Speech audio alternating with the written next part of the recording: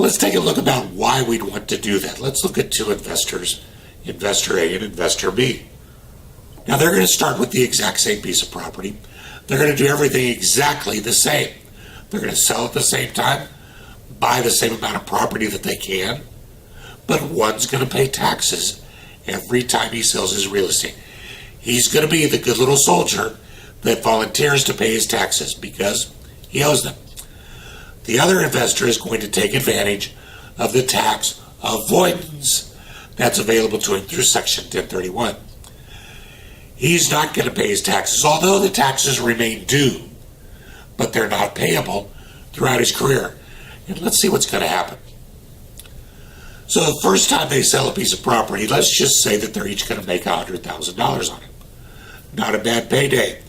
Investor B is going to pay tax on that money. So if his federal rate plus his state rate is 20%, he's going to write a check to the government for $20,000. He's still made $80,000. That's a nice day's work. Investor A, on the other hand, says, I want to do a 1031 exchange. So rather than simply paying the tax and then being free to do what I want, I'm going to sell my investment real estate. I'm going to buy my investment real estate using the 1031 process. So he doesn't pay tax. Now, that tells you then that after taxes paid or not paid, one investor is going to have $80,000 left to invest in real estate. Investor A still has all $100,000 of profit to work with.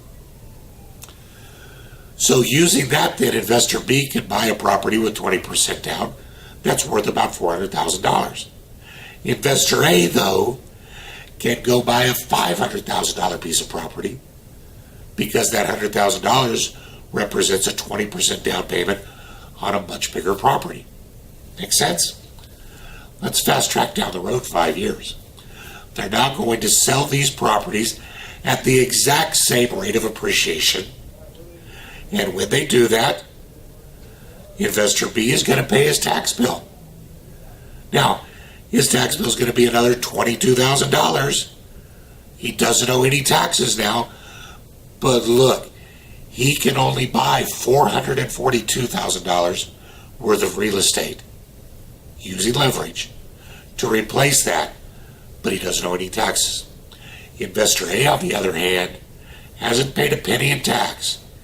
He still owes a bunch of tax, but he can now put down a down payment on almost $700,000 in real estate. What we're doing is just an amortization exercise on the effects of compound interest when the government is letting you use your tax dollars to buy additional real estate and what it means to you. At 10 years, we start to see the gap widen between the two. Now, Investor B, who owes no tax, can buy property worth about $488,000 and they've paid $66,000 in tax.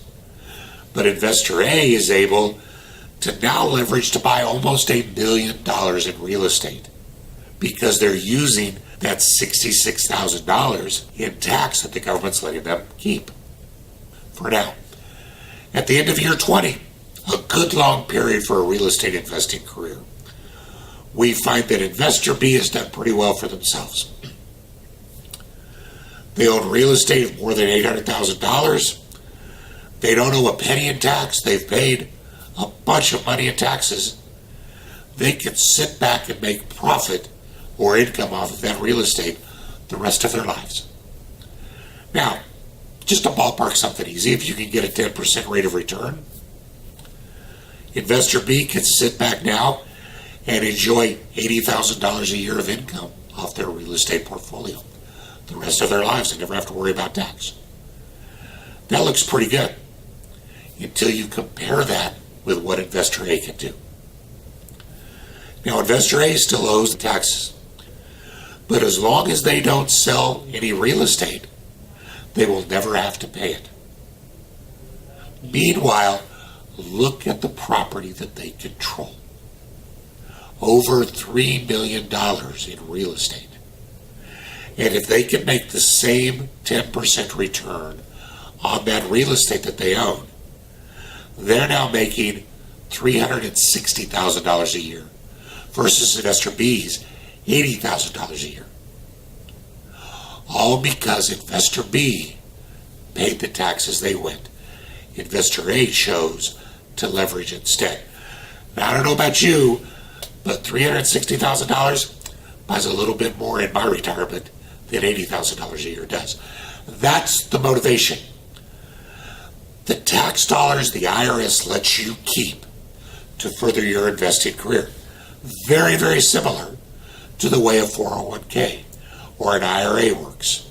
And it's nothing more than an exercise in what Albert Einstein called the eighth wonder of the world, compound interest, using the government's money to make money for yourself. That's the power of the 1031 exchange.